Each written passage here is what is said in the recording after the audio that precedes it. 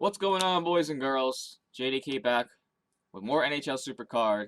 Rivals Clash started yesterday. It's the Pittsburgh Penguins versus the Chicago Blackhawks. Before we go diving into some RC gameplay, I want to show you guys this highlight from my live stream the other day. 29. I was around 20 before I took a little break to set all this up and... Oh! Epic pull on camera. Whoever you are here with me right now, epic pull on camera. Ryan Suter. 29. Oh. I was around 20 before I took a little break. There we go. That's how you start the stream off. Oh! Epic pull on camera. That's what I'm talking about. Whoever you are. And a D-man too? Right now, oh yeah. Epic pull on camera. Oh yeah. Ryan. And so there you have it. Ryan Suter in the team. Do you know how stoked I was when I pulled that thing live on stream? It was incredible. And this is the kind of stuff that hopefully I can bring to you guys once I start streaming some more SuperCard. And it's not going to be just SuperCard. I'm just kind of testing the waters right now to see what game I'm going to be most comfortable with putting out on Twitch. And I'm trying out a couple different games like NHL 16 and MLB. I might be doing UFC Sports 2 when that comes out, or UFC Sports 2, EA Sports UFC 2 when that comes out. Creating this kind of content is really my passion now. It's more than just a hobby, you know, and I'm starting to, you know, get a lot of good positive feedback from all of you guys. So I just want to keep this good mojo rolling. I will be streaming the last hour, maybe 2 hours or so of the very end of Rivals Clash on Sunday night. So if you guys want to join me in that final push on stream, just come to my Twitch channel. It's twitch.tv/jdksports. And we'll grind together, guys. We'll grind together. I got to 1,000 the other night. The first day I got to about 1,000. I put a couple of points in, and right now I'm 233, which is not too bad. When I ended the day the other night, I was around rank 30. So I dropped about 200 places, but right now it's time to get that right back up. Now, I want to get right back to the grind, so let's just aim for one reset in this episode. So here's the lineup I'm currently running in Rivals Clash. We got, of course, good old Doug Gilmour ladder reward, 40 out of 40, no enhancements. Left wing, of course, is the Alex Ovechkin, which we got from the last Rivals Clash. He's only at 32 out of 45 right now because if I fully level him up, I'm going to be moving up further along in the Epic Plus tier, and I really like the spot that I'm in now. I just, you know, once you find a home for your deck where you're consistently winning the +5s at least a 90% win rate, stick with that for now. The three commons that we have in is Pastrnak, Palak, and Ristolainen. And of course, we got good old ladder reward, Corey Crawford. Okay, so +5, Danny Backdraft. Let's go, son. Let's go. Alright, so here's how the basic strategy works for a 3-man band. Alright?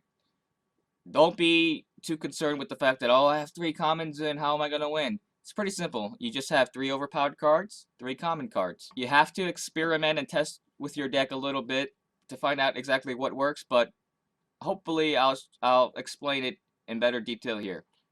So we have playmaking and skating versus playmaking and skating.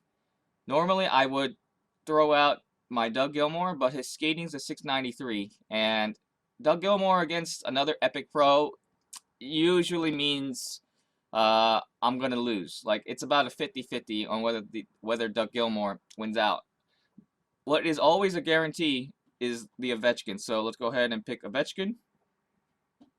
And see, if I had picked my other Gilmour, it would have went against this Pro Dow Gilmour with the 2 ultra rare enhancements.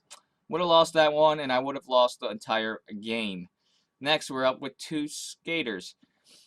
I don't want to pair up my Gilmour with a common, because if Gilmour is paired up with a common and it's up against 2 epics, that could also be a fairly dodgy situation. So at this point, I'm going to go ahead and throw away my 2 commons, Polak and Pastrnak. I don't even care which one I pick. Yeah, see, even with 2 ultra rares, that would have been pretty tough for Gilmore to pull out. Remember, in every game, there's always one period, always, that's dedicated to the goalie and a skater. So keep that in mind when you're using 3-man band. So let's go ahead and pick Corey Crawford, the focus support, and Doug Gilmore. Hopefully we come away with the win here, and we see a green uncommon. I don't even have to look at the stats or whatever. We won. That is the basic premise of 3-man band. Let me see if we can get another example in the next game. Jordan. Oh, Jordan has the Ovechkin. Jordan has the Ovechkin. You know what? I could back out and come back in to try to get an easier opponent. But screw it. I mean, he has a lot of games played. I'm not scared. Let's do this. Stick handling and skating versus stick handling and skating. His Ovechkin, the key though was his Ovechkin wasn't pro'd out. So let's just go with Ovechkin. Oh no. Okay, we're fine. We're still fine. Okay, I misclicked. We're fine. I want that Wayne Simmons. We misclicked. It's fine. Okay, now let's go ahead and pick Ovechkin. I'm not gonna use the support because I don't think we should need one. All right, good. Yeah, if I picked Doug Gilmore, I think I would have lost that one as well. So good job, JDK, picking Doug Gilmore. Okay, we're doing this again with the Corey Crawford and Doug Gilmore. So even though I misclicked and picked the wrong card, we come out ahead. Beautiful. And as you can see, he's probably using like a 4-man band strategy. He has a nasty deck. There's no doubt about it. Just like that. Nice and easy. 5 points back in the bank. About 600 games played. Not scared. Now 600 games played, and you're in epic tier. He pulled some good cards out of packs, but we are not afraid. That usually means he is pretty short on pros. Now, when you're presented with a goalie and skater team up in either the first or second period, it's the same principle. Pick your 2 strongest cards along with your goalie. So let's go ahead and pick Corey Crawford, and I'm going to go... I could go with Doug Gilmore, but I think I'm going to try out Ovechkin. And since Ovechkin's so overpowered, there's no real need for me to use my support just yet. And it would have been kind of close with Gilmore. It would have been close. I'm not sure if we would have won or lost if we had picked Doug Gilmore there, but it's fine. Now, here we go. Choose 2 skaters. We're not going to pair Gilmore up with a common. If you're ever in a situation where you're pairing up a common with one of your strong cards, you did something wrong. Okay? So let's just throw away our 2 commons. Yep, see, he's very short on pros. Like, that's the first Duncan Keith, and that's the first Trevor Daley I think I've seen in my tribals so far this season. Oh, let's look at those stats. They're not even really leveled all that much. I don't think I have anything to be afraid of here. Playmaking. Let's trust in the pro Gilmore. We got there. No pros. No problem. In fact, you know what? Let's look at the leaderboard real quick before we move on. Number 1, Original 6. There you go, buddy. Commented on my last couple of videos. Original 6, true legend in this game, without a doubt. Taking it down right now. It looks like he is determined to be number 1 this time. No AJ Lee in sight, at least in the top 5, right? So we go on down the list. Uncle Drew, G-Force, Richie M, Adrian, Velez. Big shout out to I Am Penguin, also known as Tim in the Facebook group that I am in. Go ahead and check us out, guys, on Facebook and join because a lot of awesome people there. Of course, he picked the Penguins in this sea of Blackhawks, but fair play to him. Fair play. We have Russian Rocket, Cade's Victim, Cristiano Ronaldo. There's a good old Dev Malone. Where you at? There you are, buddy. Get to the top 25. I think he was questioning whether or not he'd get there, but it looks like he's putting in the work, man. Ovechkin is someone we've seen around. Smizzy, I've heard of him. NYR fan rounding out the top 25. Now, we'll just go on down the line here. Let me know if you see it yourself. King of Saga. Chicago made. Looks like that guy definitely wants to get the Kane. And so the top 50 ends at around 2,500 points. I think if I grind out 1,000 points right now to get up to about 2,000. So if I could get up to 2,000 today, I'd be closing in on the top 100, no doubt. So I'm not too worried about my rank right now. Plenty of time to improve with some simple grinding. Okay? Let's go ahead and also just take the rewards real quick, just in case you're not familiar yet with Rivals Clash and what the rewards are. Begin in the top 25, you're going to be getting the Legendary Pro Patrick Kane and one single epic Corey Crawford. If the Penguins had won, you would have been getting a Malkin and a Marc-Andre Fleury. Unfortunately, they're not going to win, so we're not going to really cover the rest of the Pens cards. If you get in the top 100, which is what I'm shooting for, you're going to get an epic Kane. So the top 100 is pretty much the standard as far as Rivals Clash go, right? At least if you're shooting for the legendaries. Granted, you have to invest a lot of time to get this card, so there is no, I'm not trashing anyone that's aiming for a reward lower down the list. It's really all about how much time and energy you really want to invest in this game. It is free to play. There is really nothing much. There isn't anything super competitive about NHL SuperCard yet. Like, the rewards, they're nice, but compared to the other SuperCard games, especially WWE SuperCard, they're actually kind of lackluster. We still haven't seen any special event cards. The new tiers that I mentioned in the last video, they haven't been announced yet.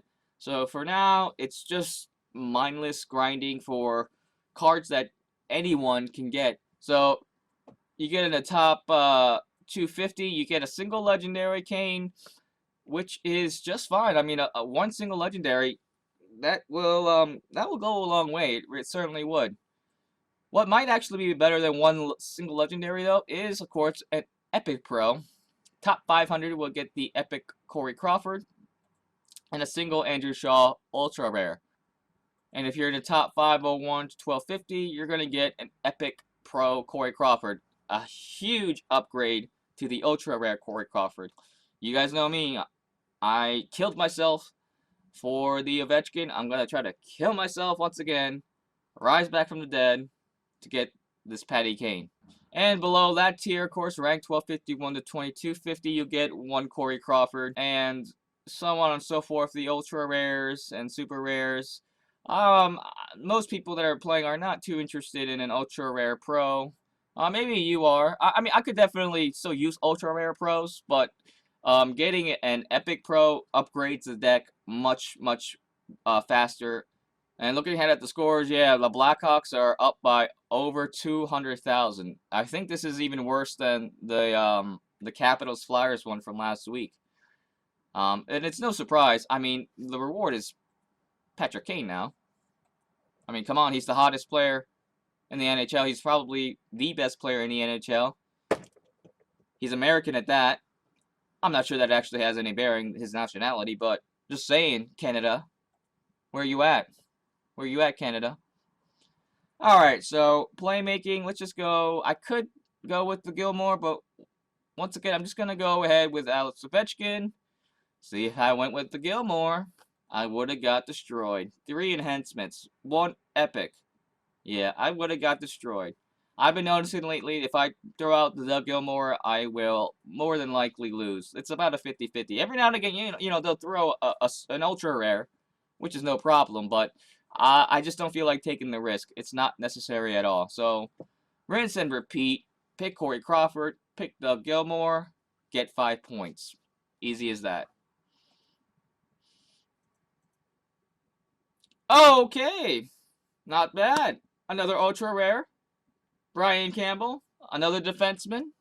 Not bad at all. What a decent way to end the episode off. That's 2 ultra rare pulls I think on camera, right? Because the other one was my Yager Pro, and now I have another ultra rare in the collection.